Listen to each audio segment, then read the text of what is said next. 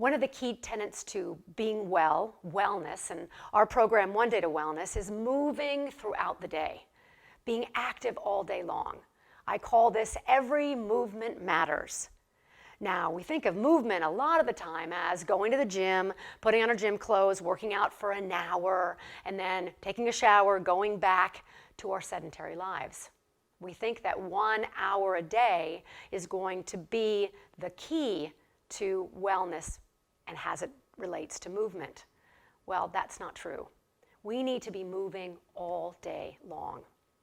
I'm going to give you some stats. 80% of American adults do not meet the government's national physical activity recommendations for aerobic and muscle strengthening. Only 1 in 3 children are actually physically active every day. Less than 5% of adults participate in 30 minutes of physical activity each day. Only 1 in 3 adults receive the recommended amount of physical activity each week.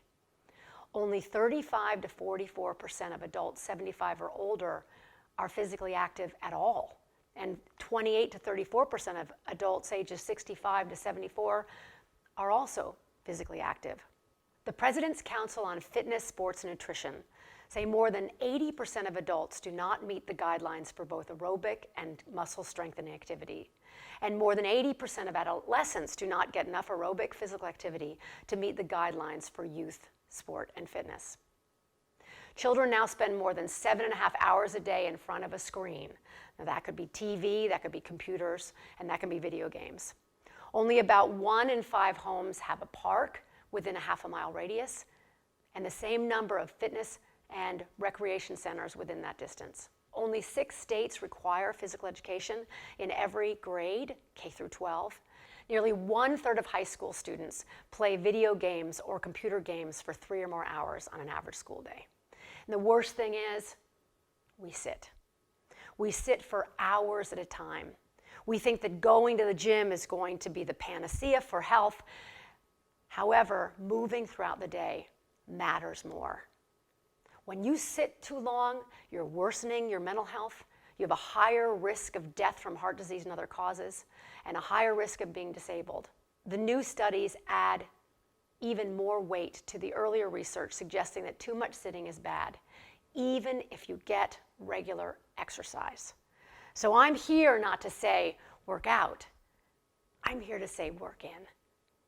Working out at the gym or working out in your backyard is fabulous and wonderful, and we don't want to take that off the table.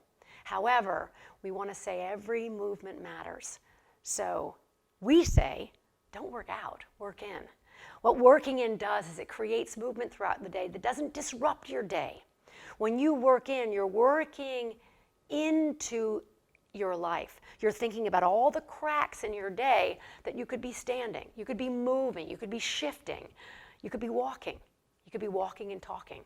Instead of sitting and talking, you could be walking and talking. So that's what this is all about.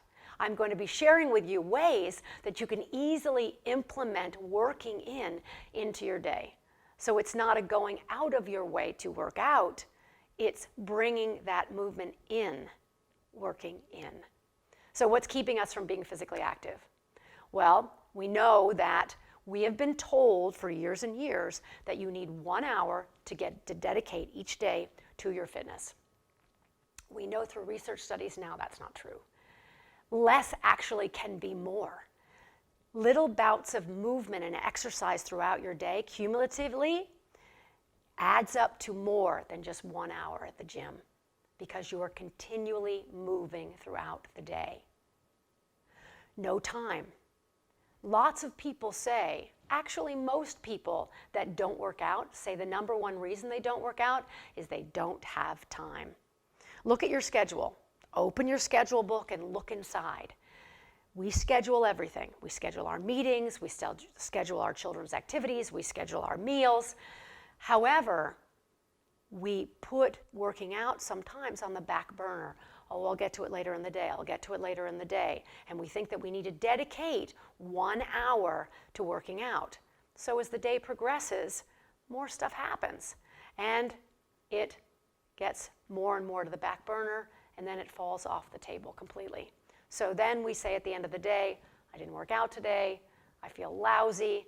well, tomorrow I'll do better. However, if you create work-ins throughout your day, you are continually moving. When you continually move, guess what happens? You oxygenate your blood. Oxygenating your blood gets more blood flow to the brain and makes you more active in your brain. So you're thinking a little clearly. You're thinking clearer. You're able to be creative. Also, it raises your metabolism. So the more you move and are active, the more your metabolism is raised and the more calories you burn. When you sit, you shut off that calorie burning mechanism, so you are burning less than 1 calorie an hour. However, when you stand and you move, you're burning much, much more calories. Also, we want to think about when you move throughout the day, you are less likely to be tired. Energy produces more energy. So here's what we want to do. We want to create an environment for standing. We want to create the environment that promotes movement. So look around your space right now. Does it say, hey, let's get up and move? Or is there a comfy couch right there or a chair right there that says, hey, I want to sit? So for the rest of this lecture, I want you to be standing and I want you to be moving. Not just standing, because there's some research that says just standing is not as good as shifting, as not as good as moving. So we want to think every movement matters. So let's right now, at the very beginning, assess your work in day. I want you to write down, and we have actually in the One Day to Wellness manual and also the downloads, we have the ability for you to have this piece of paper right in front of you. If you don't, just take a blank piece of paper and let's go. I want you to think about your average day. Not a weekend when you're running a marathon or out running around with the kids. I want you to think about your average day. Let's look at this day from the time that you wake up to the time that you go to bed. Write down right now how much movement you are actually doing throughout this day. So I wake up at 6:30, I roll out of bed, I go and get my coffee and my breakfast, and then I go and sit in the car for an hour. Then I get out of my car and I go right to the parking spot that's closest to where my office is. I get out, I go in, and I sit for 4 hours, maybe. I don't drink any water because I don't want to be disrupted, because that's a waste of time to have to get up and go to the restroom and then to come back. Then I open up my lunchbox because I don't want to be disrupted. I eat my lunch at my desk. Then I do 5 more hours of computer work or whatever it is. Then I get back into my car, which is very close to the front door, and I drive home. Or maybe I drive to the gym because I know all day long I've been thinking, hey, you know what? I'm going to the gym, so I don't have to do anything now for this whole 8 hours because I'm going to go to the gym and that's going to take care of itself. In behavioral change research, you know what that's called? It's called the licensing effect. If I do something bad all day long, like eat the wrong things or sit all day, it's going to be taken care of because guess what? At 5 o'clock, I'm going to the gym. And that 1 hour at the gym is going to take care of everything that happened previously. Or you can think of the licensing effect as, you know what? I did a really good thing in the morning. I got up, I got out of bed, I went right to the gym, and I worked out for 1 full hour. And then I got in my car, I drove to the office, I parked as close as I possibly could so I wouldn't have to walk too far, and then I sat for the whole day. But guess what? I worked out for an hour in the morning, so I can do whatever I want to the rest of the day. It's called the licensing effect. You have license to do bad things if you do one good thing. Well, we know now, looking at behavioral change research, guess what? That is not true. Every movement matters.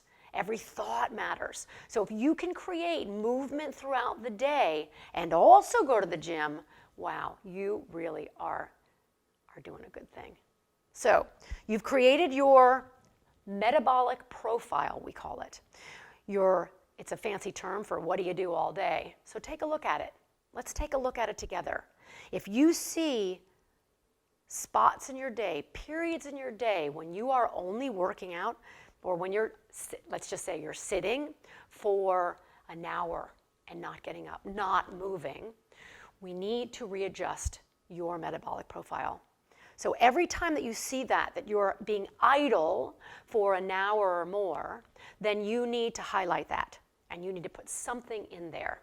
Now in a little while, I'm going to show you different things you can do when you first wake up in the morning. I'm going to show you some things when you're sitting at your desk and just movement throughout the day. Also in our website, bruceandmindy.com, we have about 70 of these 1 minute to wellnesses that you can share, and you can get activities and ideas for yourself just for 1 minute. Just changing the game for 1 minute will change everything. Shifting, lifting, turning, twisting. So you've made a list. Now we're going to commit to one exercise every half hour, or maybe if you're quite aggressive, maybe every 20 minutes. So that's standing, that's getting up and moving, and that's not only standing up, but it's also thinking about changing the angle in which you move. So what you want to think about is we are primarily sagittal plane movers. That means we move right here. I sit at my desk, I stand up. I walk, I'm mostly forward to back, but our body works in all dimensions, and we want to also exercise in all three of those planes of movement, they're called. So sagittal plane is this front plane, and lots of times we are in forward flexion mode in the sagittal plane. So that means we're texting, we're computering, we're in this plane a lot. So we got to counteract that. So anytime that you're moving opposite of what you normally are doing, you want to think about, okay, what other planes have I not ventured into in the last 20 minutes, in the last half hour?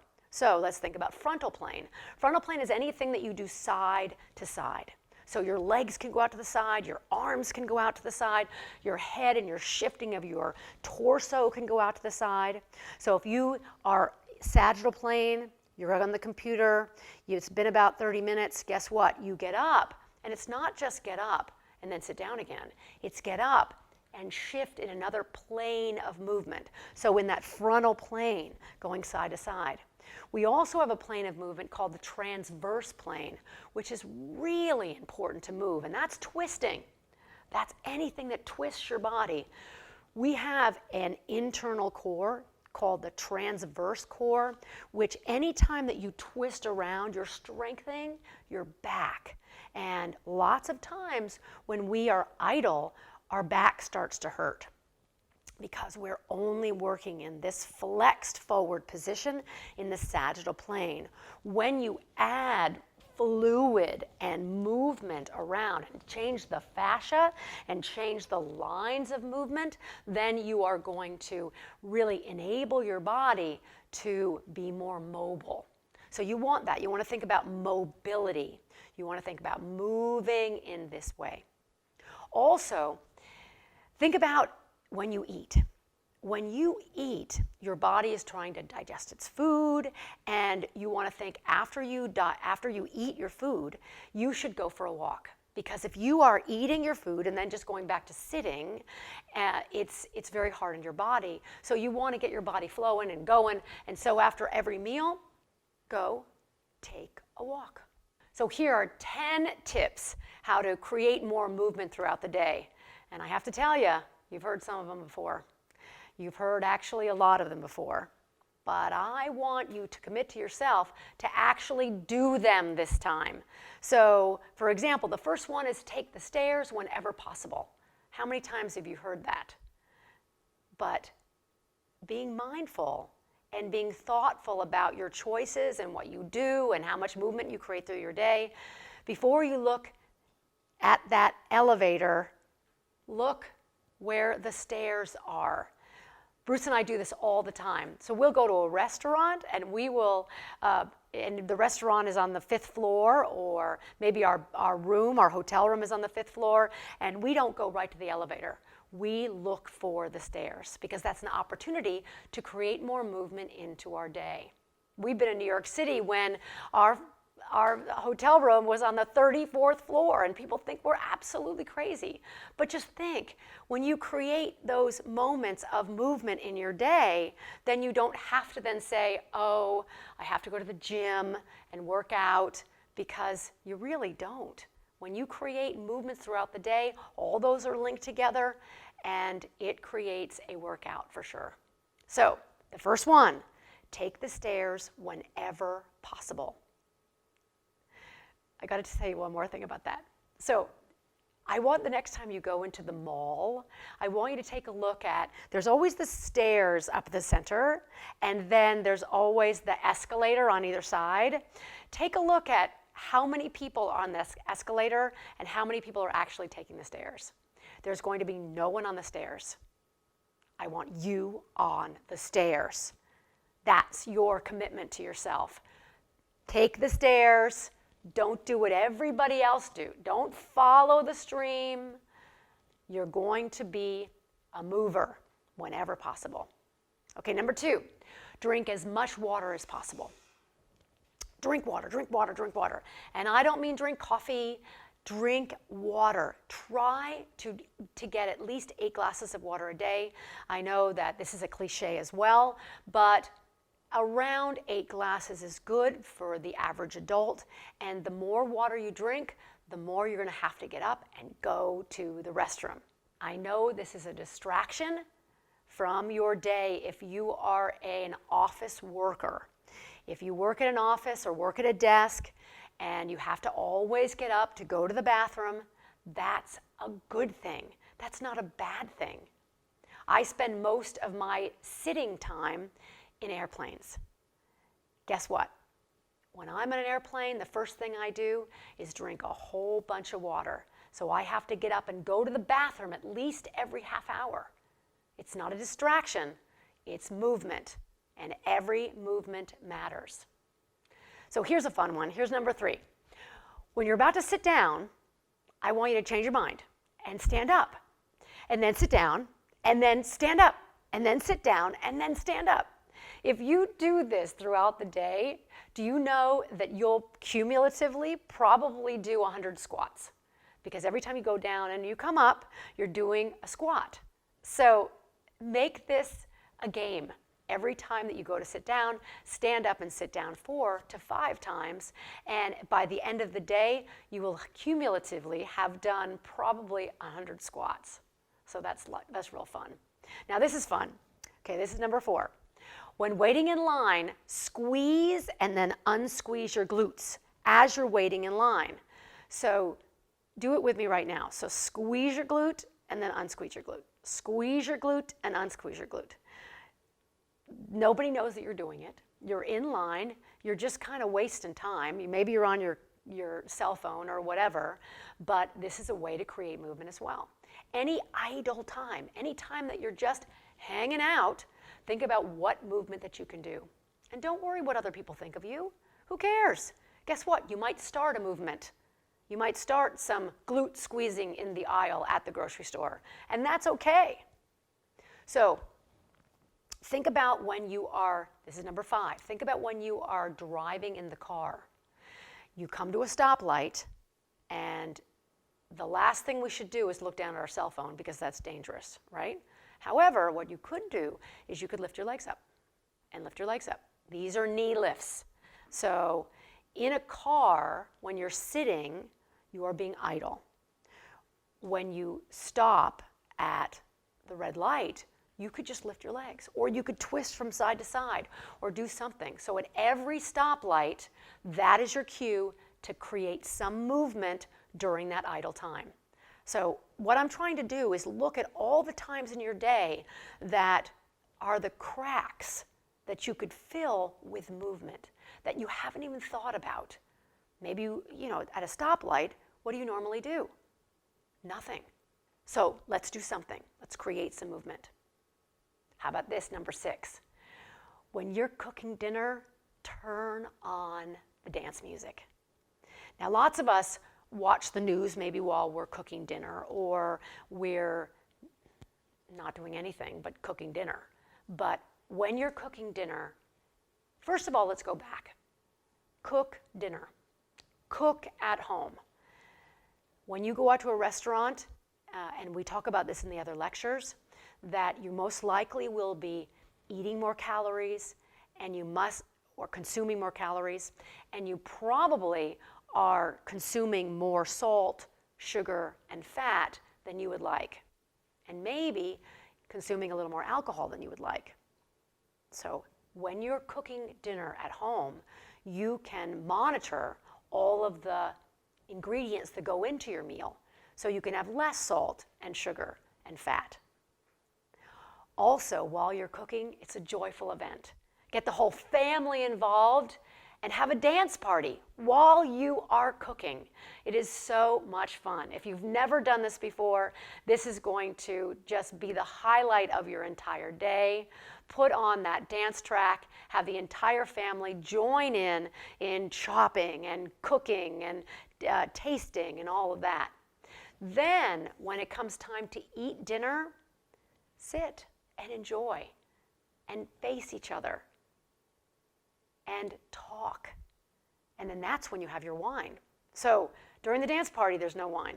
I know that's kind of, but if you're a wine drinker, the best news is that you can have a little wine, 4 ounces for women, 8 ounces for men. And the greater news is it's better with food. So in the nutrition sections, we'll talk all about this, but this is just a little tidbit for you. During the dance party, dance, enjoy, get the whole family involved. And then it's time for dinner. Sit and talk and be together and enjoy your meal that you have just cooked. All right, number 7, create an environment in your home that stimulates movement and fitness with keeping a variety of fitness equipment around your home. So when you go into one room, there's not just a whole bunch of comfy chairs in there for you to just plunk down on. How maybe in that room there are some gliding discs, or there's a bender ball, or there's a piece of tubing where you can do strength training. Every room of your house should have something in it that supports movement. It could be just a stability ball. You walk into your kitchen and there's a stability ball there. Well, okay, I see a stability ball that just says, Mindy, do some crunches, right? Or I see a gliding disc and that just says, oh gosh, they're right there, I'm gonna do some lunges. Every movement matters. I keep saying this, but every movement matters. So create opportunities for movement in every corner of every room of your house. If it is a large piece of equipment and the advertisement for that piece of equipment is, oh, it'll store easily under your bed. You know what that means? You will never use it again. It will never come out again. Because one of the reasons people don't use fitness equipment is because it's not accessible. If you purchase a piece of fitness equipment and it's easily stored away under the bed, just the activity of getting it out from under the bed is going to be a hindrance. You will not bring it out. But if it's already out, it's reminding you to move more throughout the day. So think about little small pieces of equipment that you could easily purchase and put in all areas of your house that invokes more movement. Number 8, when you are on your computer, when you are working, when you're just on, maybe even on the computer, just hanging out and playing on the computer, create a stand-up workstation. When we are sitting too much during the day, that wreaks havoc on our body and our mental state as well. So you want to stand up. Stand up, and if you take a look at our bruceandmindy.com website, we actually have some pictures of Bruce's and my stand-up work desks. We stand most of every day, and we work standing. We have our computers up at eye level, and our hands are nice on a keyboard. It's very ergonomic. So we always are moving while we're working. Here's number 9. Schedule a work-in meeting.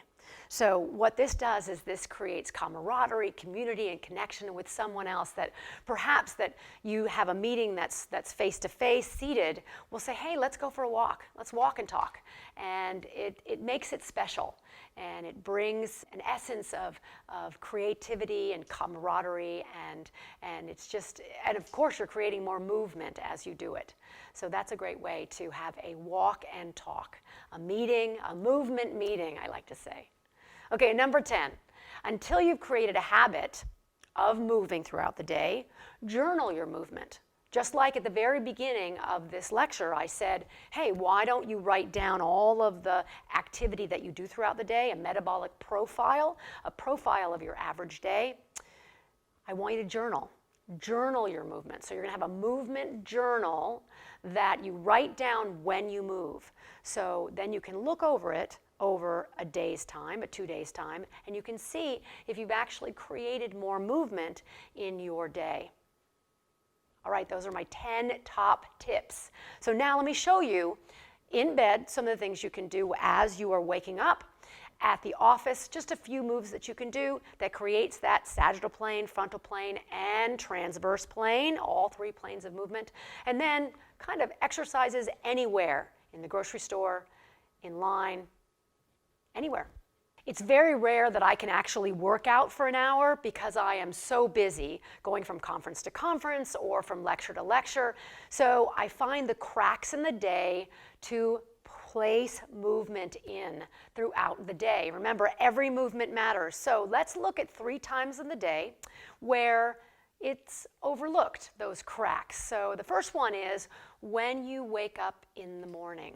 So let's pretend like this mat is my bed, and I'm laying in bed, and my alarm goes off, and normally I would just get up, right? Well, take a moment to assess your situation and stretch. Reach out the right arm and right leg, reach out the left arm and left leg, and give yourself a little stretch. And a good start to the day. Because when you start right, you actually stay right. Now turn over to the side and add a little stretch extension right here, and you can do the same to the other side. Then what I like to do is I actually get up out of bed, but then create functionality and get back into bed. Because that standing up and sitting down creates a lot of functional movement, because lots of times we can squat and we can lunge when we're in the gym, but just the act of sitting and then standing becomes a little problematic if we don't actually do that in everyday life. So just standing one time in the morning might not be enough. So let's add more sitting and standing and lying down and standing up into the very beginning of the day. So again, I'm laying in bed and I stretch first. I give myself a moment to stretch. I turn to one side and stretch. Maybe I even turn on my stomach and extend up, and maybe even reach out, maybe even lift my legs. And then I come up, I stand, but I don't stop there. I get back down again. So this only takes a minute in the morning, but it adds mobility and functionality to every aspect of your body movement. So don't just think about, I move in one plane, that's sagittal, as we discussed earlier, but I want to move in the frontal plane this way and also the transverse plane this way. Now, you have gotten out of bed, you've put your clothes on, and you've driven to work. So let's now go into the workspace. So first, you want to think about what you might have in your workspace that you can easily incorporate into a small little mini 1-minute workout.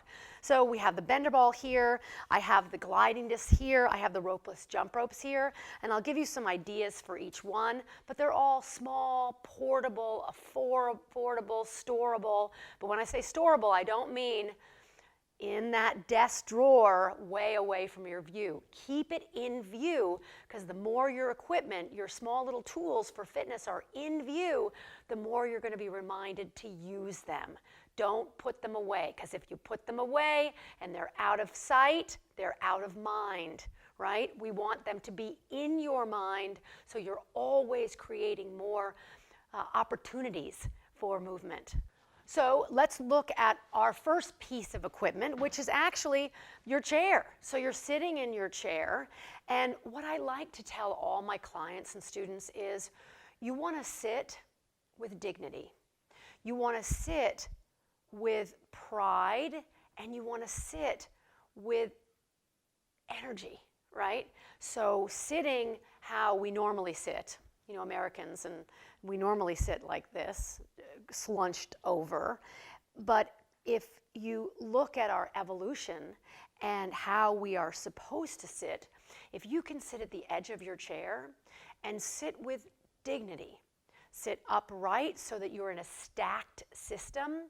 So a stacked system is where your hips are, should the alignment up your body be stacked, where your rib cage is, where your shoulders are, where your head is. Not slumped, but stacked.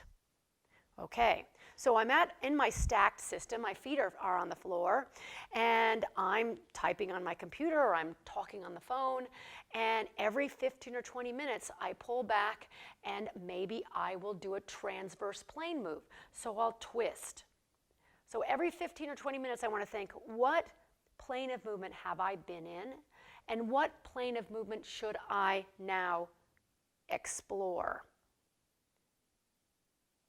So just that movement alone changes the plane of movement, allows me to twist where I wasn't twisting before. And as I said earlier, well, I'm going to sit in my chair. Oh no, I'm going to stand up. No, I'm going to sit down. No, I'm going to stand up. No, I'm going to sit down. No, I'm going to stand up. You think this is very silly, right? It is, but it's 4 squats. And again, at the end of the day, if you count those squats, that could be 100 squats. Okay, you're still sitting in the chair. I'm doing my work. It's been 15 minutes, right? I could stand and do something, but I'm just going to stay seated, and I'm going to do a figure 4 stretch. Now, what this does is this allows me now to have a pressure taken off of part of my body as I'm stretching here, using my body to help and assist that stretch. Good. So a lot of stretching can be done in the chair, reaching back, extending this way. Now let's utilize the chair as a balance tool. So I'm up, I'm standing, and I have the ability now to use the back of my chair for maybe leg lifts, or maybe side squats, or maybe leg out to the side. So think of it as a balance tool as well.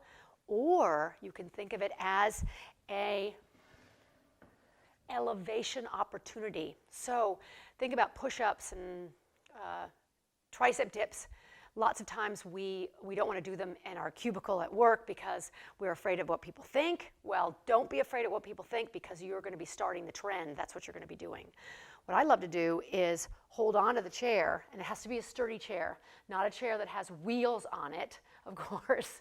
But you find that wonderful sturdy position, and I can just do push-ups right here. And you do 10 push-ups, and that's it. You go back down to your regular routine. So what can I use as an elevation opportunity? The reason why I say elevation opportunity is because when you're on the floor doing push-ups, it's very hard for most people because they're not used to being on the floor. So when I have something that is higher, less body weight on my upper body, more body weight on my legs, I really can achieve greatness. So this is great for every fitness level right here. Even just holding this and then lifting a leg and lifting a leg here, or bringing my knees in and in. This is all core. This is better than a sit-up, because this is allowing my whole body to integrate the movements. Tricep dip, of course, would be like this: down and raise, down and raise. So I have lots of ability to use my chair as a tool or as an assistance, either with balance or with that elevation point. Okay, so now you are not at your office anymore, or you're just anywhere, anytime. And again, we have lots of these 1 Minute to Wellness videos on our website, bruceandmindy.com, that you are welcome to go and view. But here's just some basic ideas. So I am out and about. Out and about, you can do exercise anywhere, right? You're walking down the street, well, what can I do? I can lift a leg as I walk down the street. Or as I walk, I can twist my legs open this way. So instead of just here, I'm here and I'm here. So what other ranges of movement can I create when I'm doing my normal activity? What can I do? Maybe as I walk, I can lunge. So I always like to look at what can I add to this equation? If I'm sitting, I'll stand. If I'm standing, I'll march. If I'm marching, I'll jog. If I'm jogging, I'll squat and jog. Whatever it is, add more elements to that. With the bender ball, just placing the bender ball between your legs. So I walk into a room in my house, I see a bender ball, I'll put it right between my legs and I'll squat and I'll raise. Or I'll squat down, I'll kind of hang out here for a little while, squeeze my knees together, and then I'll come up. I'll do that for 1 minute, and I'm good to go, right? Or I can put the bender ball behind my back as I sit and stretch there. So this is really great for any kind of stretching as well. The gliding discs are fantastic because they allow you to elongate and use all the muscles in both the push and the pull of the activity. So say I go into one room and I see these gliding discs, well, I'm going to put them on the floor and I'm actually going to come out with a plie squat here and a plie squat here, and then I'll do both plie squats. So think about it. You're in the office, you've got the gliding discs right on your desk, you stand up, you hold onto the back of your chair, and you go one side, other side, both together. You do that for 1 minute. You're good to go. Think about doing that throughout the day. You've got these 1 minute work-ins every half hour in your day. You've now worked out over an hour cumulatively. Pretty cool. The ropeless jump ropes I love. These are kind of crazy. I love them because they add a sense of chaos to the extremities while you're bracing and working your core. So if I'm sitting down, I can just spin backwards. I can raise them up. I can raise them down. I can bring them forward. This is also wonderful for active older adults because this upper body movement really helps and aids. And also, it's just a lot of fun too. So I also really love to sit down and to stand up. So I start the ropes going. I either sit down in a chair or I sit to the floor. So I'll sit down. This is a lot of mobility and functionality. And then I'll switch and I'll stand back up again. Really challenging. So if that's something that you want to try, maybe just go to a chair first and then go to a low stool and then go to the floor.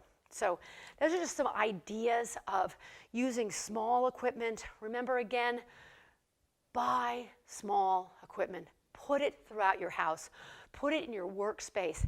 Keep it in eyes view. Keep it so that you can always see it, so that you will always be reminded to add little bits of movement throughout the day. Again, that licensing effect. Remember, in behavioral change, it is if I've done something good, I'm allowed now to go do something bad. And that's where we run into problems. Working out is not going to help you lose weight unless you are active throughout the day and you're thinking about your nutritional needs and they're in line, and also keeping that mental mindset of making great choices. So just working out alone is not going to be the end-all be-all. It's also creating movement throughout your day and watching what you eat and how you are mindful about your choices. So create movement throughout your day. Create the work in.